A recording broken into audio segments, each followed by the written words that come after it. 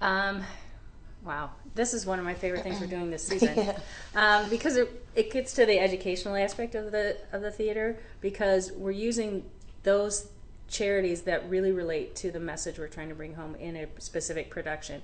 So it's telling people in a really visceral way what the issue is that this charity is concerned about.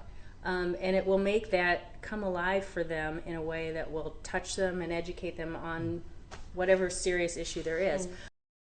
Slipstream represents Detroit's aesthetic in that it's very raw, visceral, tense productions that we're putting out. We're producing classics, a classic city with a new attitude, new edge to it. Ooh. That's bringing out a new way of kind of coming at things. For us that live there, it's a very lively, thriving city. It's been growing massively over the past 5 to 10 years, and the future is bright. But on the outside, to people that are not from there, it's a little bit darker, a little bit grittier.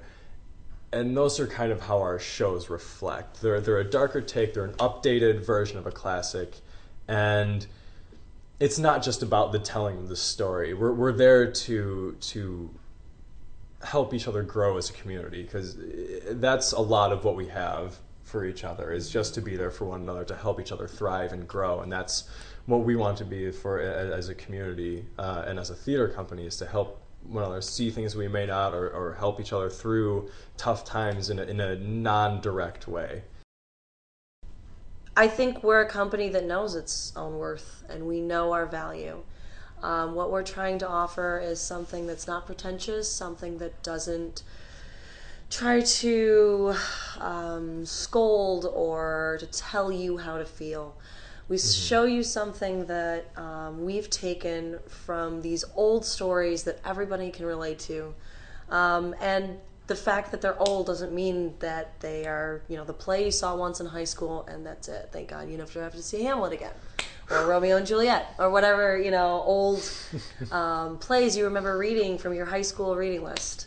But this is an opportunity for people to actually see something that connects to their lives. And maybe we can go ahead and offer something, offer a solution, offer an idea or a thought or a quote that sticks in their head for a day or two and makes their day better or worse or more important.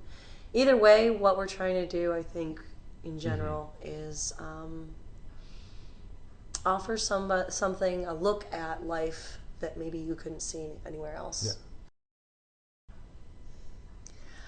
Yeah. We'd like to talk a little bit about the Indiegogo campaign.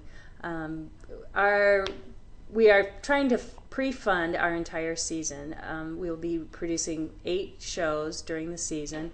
Each show runs about, on average, 14 performances.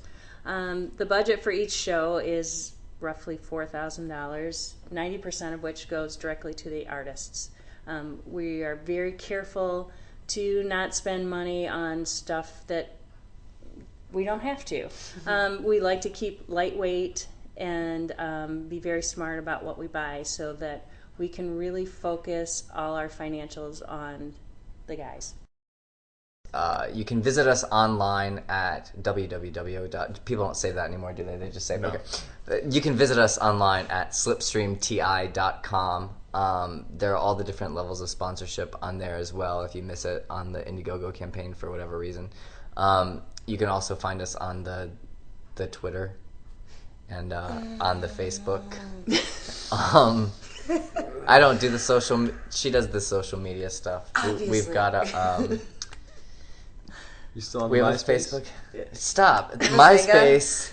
Okay, let's check. No. So, wait. No, we have a website, slipstreamti.com, and Facebook. Find us on Slipstream Theater Initiative. You can send me a message. I will always respond because I'm lonely. And there is a Snapchat and a Pinterest and a... Instagram. The Instagram. Yeah. All of these. You can find us